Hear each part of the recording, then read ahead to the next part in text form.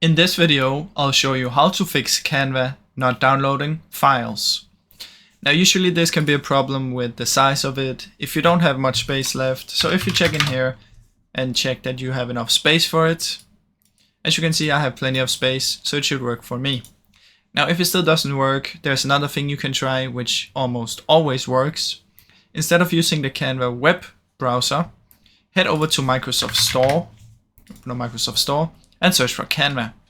Simply download the free desktop app and this one should hopefully work. Now I've seen this issue happen to some of my friends, and as soon as they installed this one, it worked perfectly. So just install it to your desktop instead of using the online version. Now that's basically how you can fix it. It's super simple and super easy. It's completely free, so don't worry.